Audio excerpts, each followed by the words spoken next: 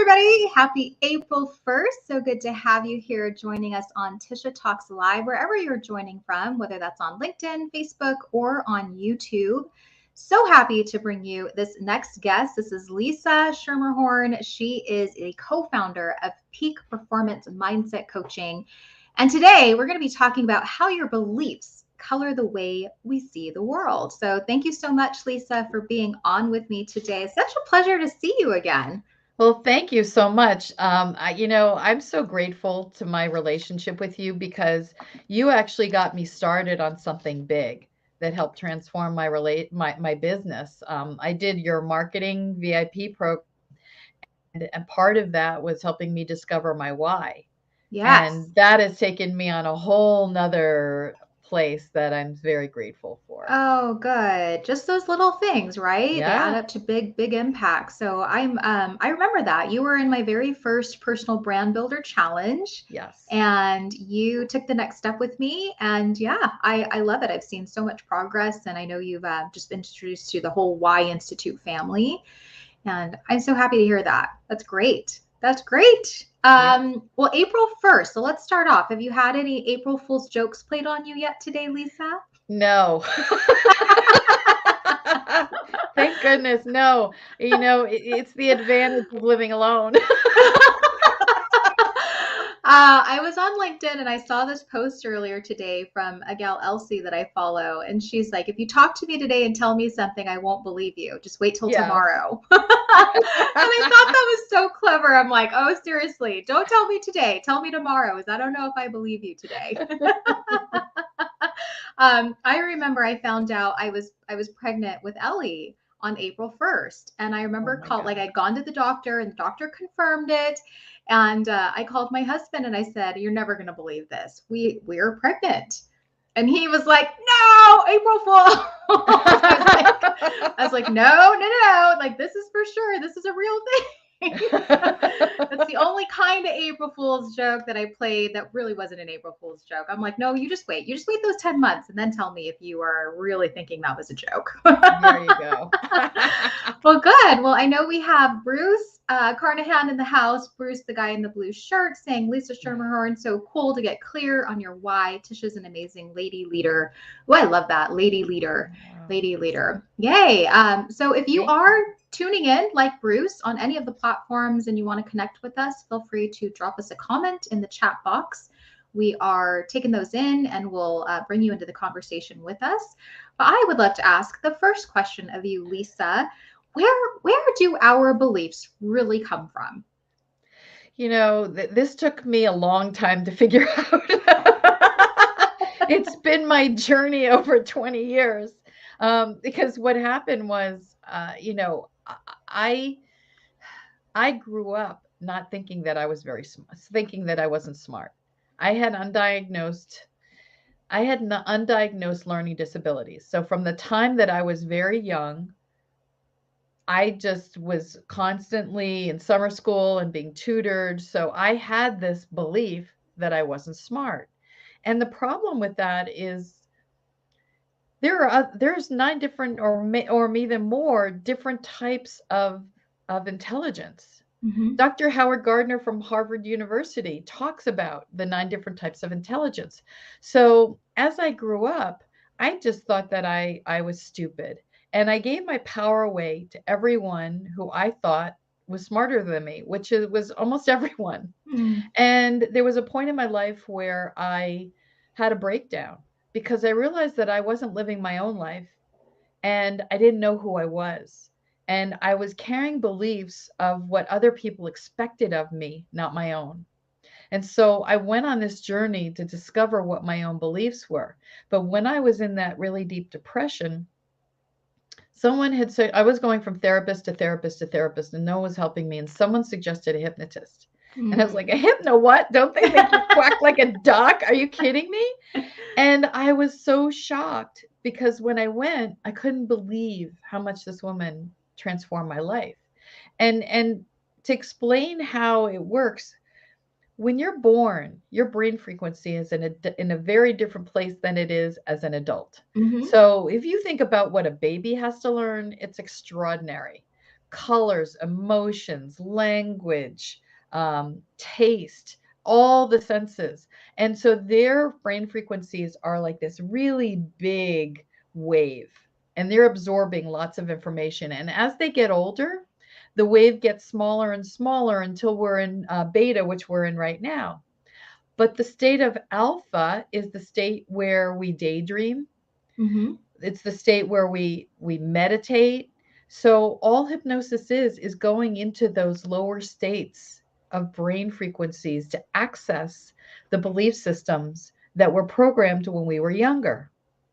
So if you imagine a lens, and this is so interesting because everyone has their own lens that looks different. So I have this lens, it's like a monocular when I think about, looking through the world. Mm-hmm.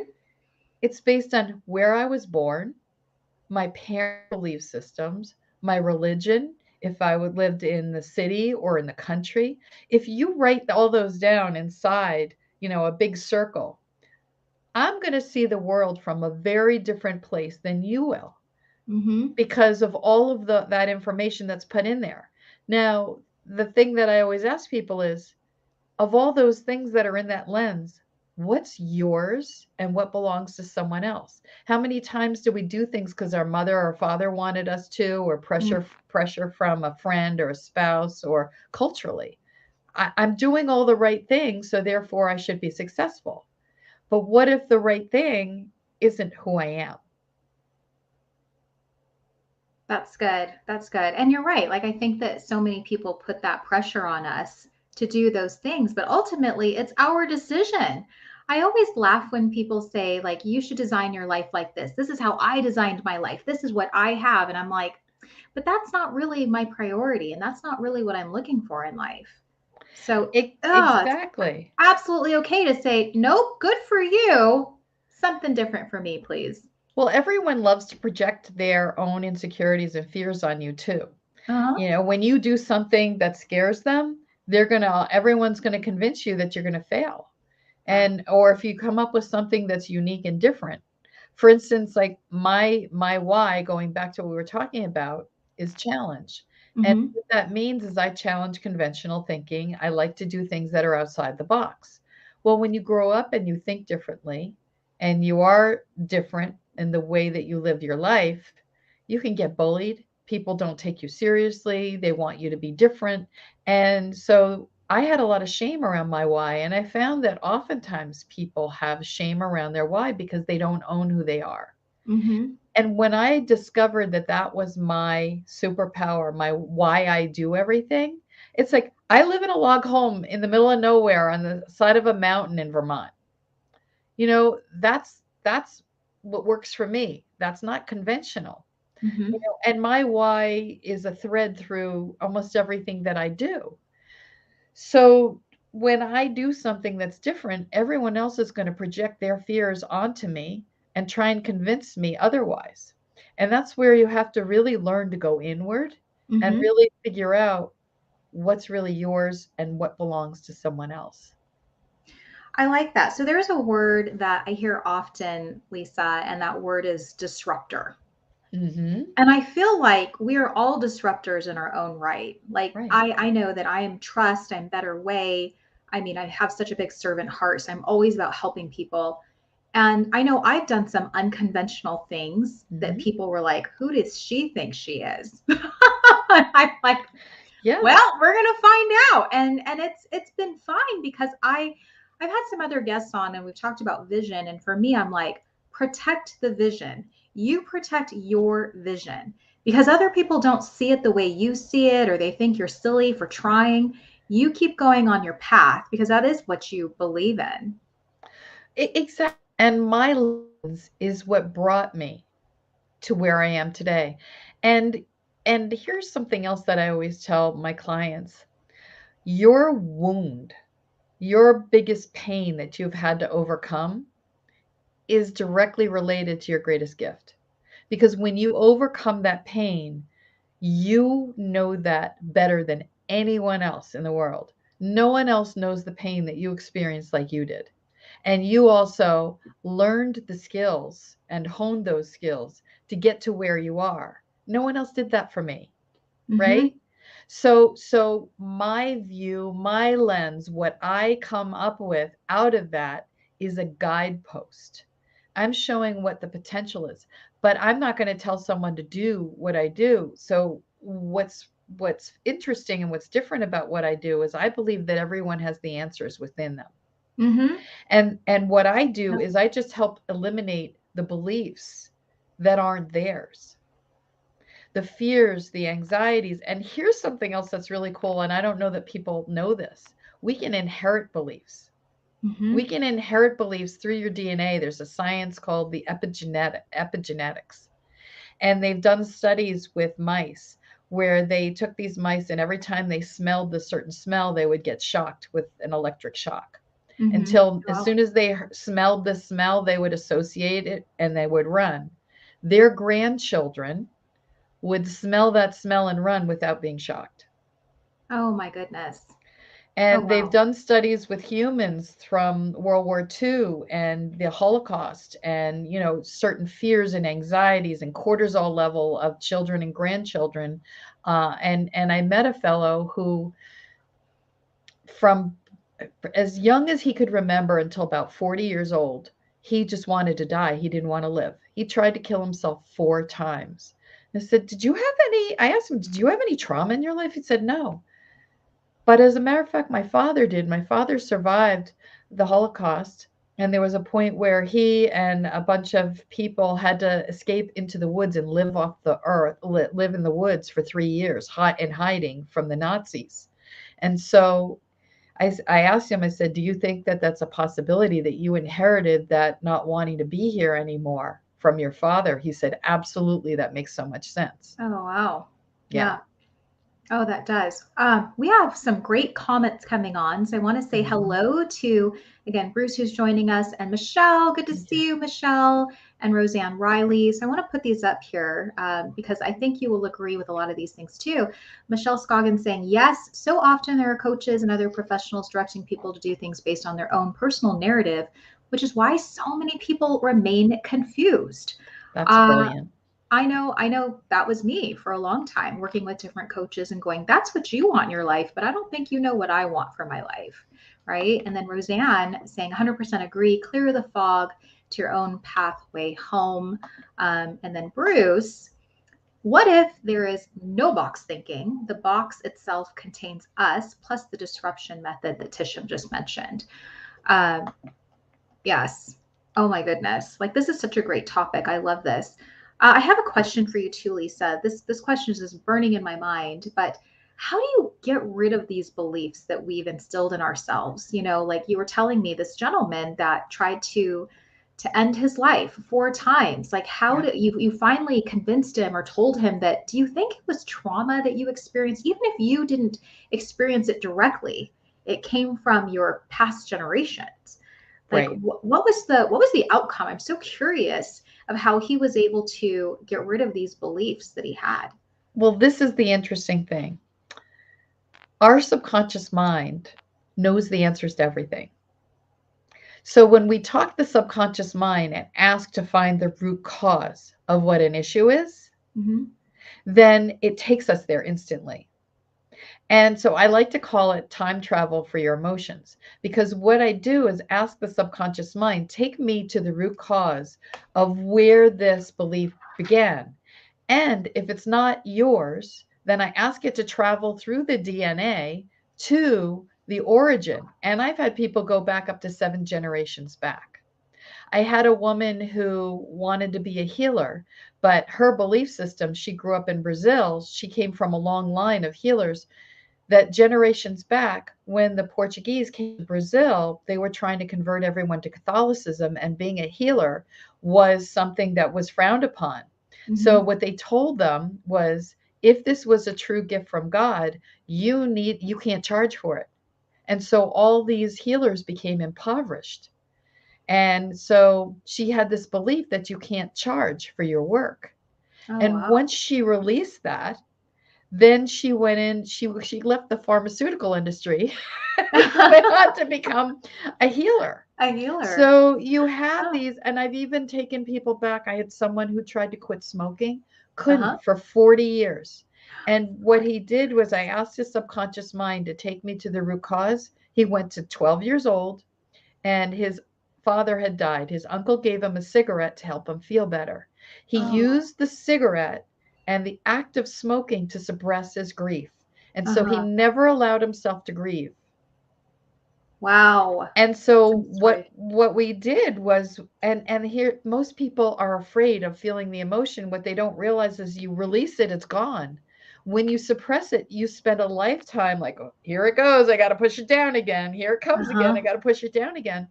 But if once you release it, it's gone. So he Yeah. released it, and then he was able to quit, and then he didn't substitute for eating.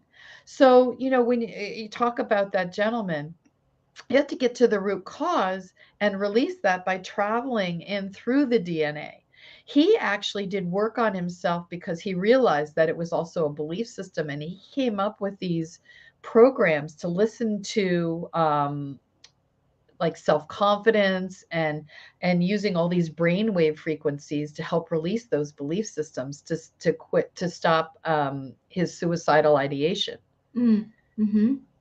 You said something earlier in our conversation, and I'm reading this incredible book by Ryan Holiday called The Obstacle is the Way. So big shout out Mm-hmm. to Dave Tiller who sent that book to me. And it's very interesting because I'm looking at my journey and my story going, oh my goodness, the things that I was like, nope, suppressing, didn't want to do it, can't do it, won't do it, not sure if I should do this, really have become the way. Really have become what I've stepped into. But I think it's like you've mentioned, like owning it, understanding what that root cause, why are you feeling that way? For me, I had such a resistance to building my brand. So if you were catching this earlier, Lisa and I were in a branding challenge together. So that was my way of, okay, like I'm going to keep building my brand and I'm going to keep helping other people. But to take you back years ago, Lisa, I didn't want to do that. I definitely was resistant to the idea and didn't even want to attempt it. I was like, everybody else can build my brand, but I don't want to. I really Well, don't what's want to. what's interesting in that, if you think about Brene Brown's work on Yeah. vulnerability, Mm-hmm. and that's really where it stems down from, because it's so easy. I like to use, and I apologize to any used car salesman because I am just using this as a metaphor. But if you think about, someone who has this plastic smile and perfect hair and, and shows up, they feel very two-dimensional because they are not being authentic to themselves. Right. And people know when you're lying. People know when you're not being authentic because they don't trust you. They don't intuitively feel comfortable with you. And Mm-hmm. the people who are raw, they feel attracted to because they're like, wow, that person has courage. Most people think of the word vulnerability as weakness. It's far from it. And Mm-hmm. Brene Brown talks about how the special forces, SEAL Team 6, they all talk about the vulnerability of having to trust. They move in a group like they're one person, and Mm-hmm. they have to be vulnerable and trust that each person in that group is going to do their job completely. So by you putting yourself out there, your unique thumbprint of what you, and getting rid of the fear of, am I going to be judged? If I put myself out there, because of the programming, because Mm-hmm. people are so easy to say, they think they're helping us. And people are so good about, oh, you're going to fail. You should get a real job so you'll have benefits and life insurance, and insurance Yeah. and all that. Right. They, people think that they're doing it in your best interest. Yeah, that's when you've got to quiet those voices and just keep moving. Just keep Exactly. moving. Like we talked about, like protecting the vision. Like you have a vision in your head and you can't let other people derail you from the vision that you have. And I'm very much an empath, and I'm feeling oriented. For instance, when my marriage ended after 29 years, and I knew I wanted to start my life over again, and I was looking in the area that I'd been living in, it didn't feel right. And I came up to Vermont, and I was like, I didn't know anyone. And Mm-hmm. I was like, I have to start all over again. And everyone's like, this doesn't make sense. You're leaving your support system, everything. And I got here and I closed my eyes and I felt it in my body and I felt expansive. It felt like home. And I had to surrender and trust to the idea that I was going to have to start my life completely over in my 50s, that I was going to have to do. And it was the greatest gift that I've ever been given. I found people that I'm in common with. I love my life here. But if I had thought logically and in my head, I never would have come here. Mm-hmm. Mm-hmm. I remember when you and I first got on a Zoom call, Lisa, and I was like, that is the coolest virtual backdrop you have. And you're like, it's not, it's my real No, place. it's my real place. It was my dream home. And Yeah. my ex-husband and I thought we were going to retire here. So at least one of us will be. Uh, you're like, I took the dream. I got it. Yeah, yeah. Oh, good. I want to say hello to John, who's also joining us on LinkedIn. Thanks, John, for tuning in. All right. So, what are some of those unconscious beliefs, and how really do they impact the decision making process? Like, how is that going to impact you to say, nope, not today, nope, not tomorrow either? Like, I'd love to hear that from you, Lisa. Like, these beliefs that we keep telling ourselves, you say they really do color the way that we see the world. Well, if you think about procrastination, Uh, procrastination is actually a form of perfectionism. Perfectionism is a way that we go, oh, it's never good enough, it's never good enough, it's never good enough, and so we don't do things. right. There are so many thoughts that run through our head: fear of success, fear of failure, money issues. I can't tell you how many people have issues around money, around money mindset. Mm-hmm. I did this one talk about money mindset, and I showed this photo of a mansion. And I asked everyone, who here wants to make $1 million a year? And everyone raises their hand. And then I asked them to tell me about the people who live in that house. And they're like, oh my God, they're getting a divorce. They hate each other. Their kids hate them. They're all on drugs. They can't afford to eat the house.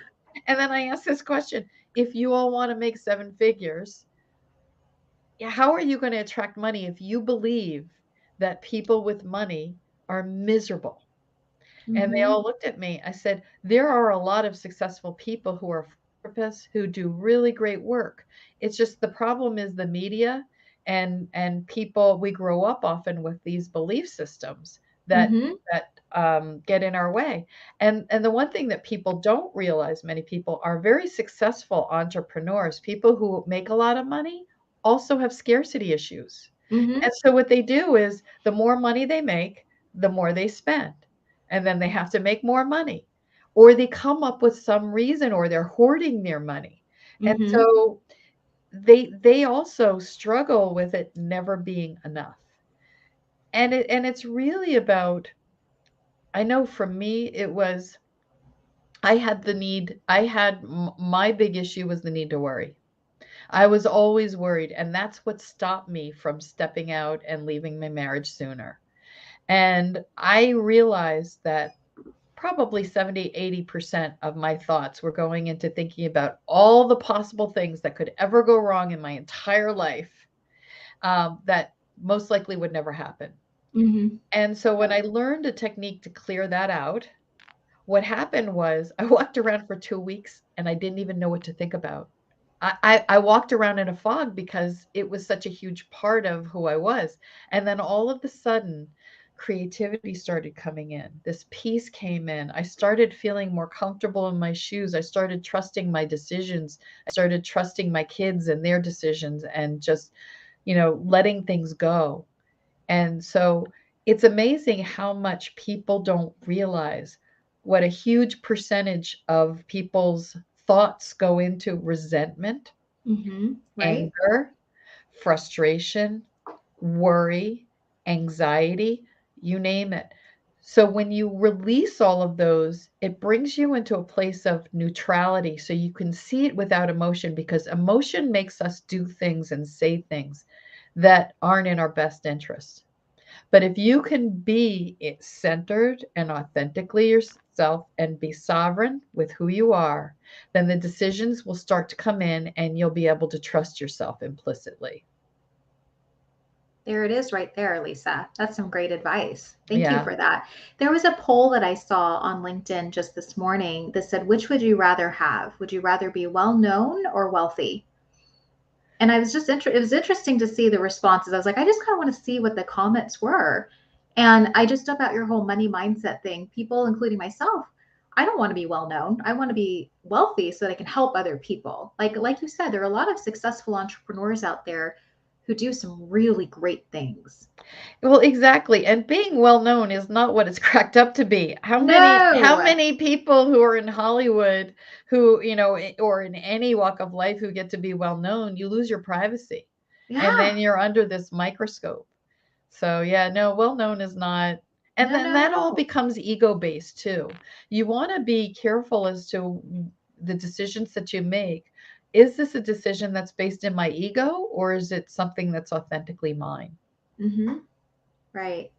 Oh, I know. I wanted to be a news anchor for as long as I can remember until, I got to my senior year in high school or in college and decided, you know what? I don't want that limelight. Like I'd heard too many stories of how people judged your hair, your weight, your shoes, what you're wearing, and I was like, gosh, I do not want to be nitpicked like that and told that I don't need that. I don't need that in my life. So, No. mm-mm. Uh, well, good. Good stuff. Well, I want to get into our shameless plug time, Lisa, and give you the floor to talk about the big stuff that you're working on right now. I know you have a book coming out. You're going to be speaking. So tell us what's going on in your world. Oh, thank you so much. Well, first of all, I'm part of a collaborative book through Business Life Universe. Then that's going to be coming out in April. So I'm very excited about that. Business Life Universe is the brainchild of Corey Poirier. He's Canadian and he's had 3 TEDx talks.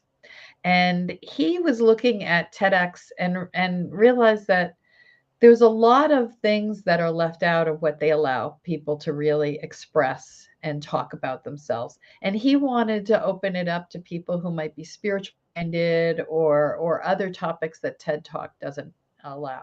So I'm actually part of his collaborative book, and I'm going to be speaking at Columbia University for the Business Life Universe organization in June, which I'm very excited about.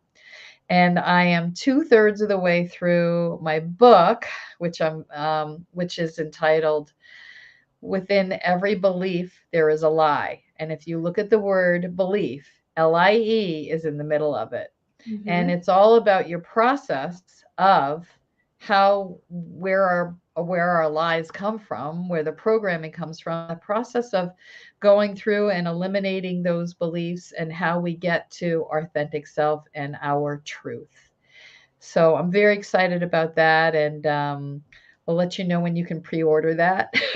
Oh, awesome. Yeah. Will your talk with Blue, will that be recorded when you speak at Columbia Yes, University? yes. Oh, all right. You have to share that, Lisa. I will. I will. And the other thing is, I my partner Kevin Martin and I were part of Peak Performance Mindset Coaching, Hmm. and so we do group coaching together, and I do VIP coaching.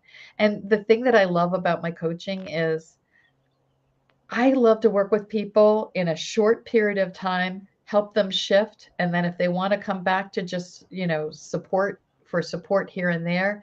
But this is about life-changing shifts that happen and then they get on with their life. I don't want someone coming to me 6 months from now for the same thing. Unless they Yeah. want to, they're welcome Right. to, but then I haven't done my job. And so I'm a strong believer in helping people shift and then having them refer to me instead of keeping them forever. I agree. I agree. I think it has to be short windows where you're working with someone and you're making this massive transformation. They see it, Yeah. their confidence is growing. They're getting rid of those limiting beliefs they've told themselves for years. Like Yeah. that's where you've got to just feel like, ah, I did the work I was supposed to do. I'm sending you out into the world. You've got this. Go do it. Go do it. Well, tell us where else we can find you. I have your website up, peakperformancemindsetcoaching.com. Yeah. Royce Blake saying, this has been so insightful. Mindset is everything. Yes, thank you so much, Royce. This has been such an amazing conversation. Thank you, Lisa. You've just Aw. touched on so many wonderful things. I'm going to have trouble finding the sound bites to hold it. We'll have to do multiple because you had such great insights on how we can overcome some of those limiting beliefs, how it starts with us, how we don't have to have other people direct our life. We can design it ourselves. Like so many great words of wisdom. So thank you for being here. But tell us, how do people find you? I know you're on LinkedIn because that's how we connected. Right. It's Lisa Schermerhorn. If you figure out how to spell my name, you can find me there. I'll tag you. You're tagged on this post. Okay. So Lisa Schermerhorn, and I also am on Facebook and on Instagram. But yeah, message me on LinkedIn. I offer free consultations. I'm always happy to just have a chat and answer any questions. And I always love talking to you. You have such great energy, and you just have a great way about you. And I really appreciate this. Thank you so much. Thank you. Thanks so much, Lisa. And to everybody who's been tuning in or watching the replay, we hope you have an amazing April. Happy first day of the second quarter. We'll call it that. And you can definitely tell where someone lives, though, it's really sunny, and someone I feel like a I know, I'm ghost. like in my romper because it's so hot outside, and Lisa's like, I'm bundled up with my jacket in a log cabin. We have an extra season in Vermont. It's called mud season, and that's what we're in right now. Everything's Mud melting. season. Oh, it's my nasty. goodness. Oh, so Vermont sounds beautiful though. You know what I love about making so many great connections, and Tisha Talks is one of those ways that I'm able to make these great connections, interviewing people from all over the world, in fact, is that I get so excited that I'm like, I'm going to meet you one of those days. And I'm definitely a woman of my word where like even this summer, at least I'm heading to Michigan. And as soon as I put out, I'm heading to Michigan, like 20 of my connections were like, when are we meeting? What are we doing? I'm like, happy hour. Here we go. Well, I've got plenty of room here anytime, and summers are spectacular. So is fall. Oh, I know. I won't be there in the winter. Just mark my No, word. Mark my word. I got to get all my travel done in the summertime. But I know you do so many fun retreats and things at your cabin. So ladies, if you were listening to this, Lisa, she's one to connect with and follow. yeah. Bruce saying, great job, ladies. Thanks so much, Bruce. We Thank you, Bruce. appreciate that. And everybody, again, have a great weekend, and we will catch you back next week. Tisha Talks is back, so I will see you then. Shri is joining me about video for social media and why you should be utilizing more video.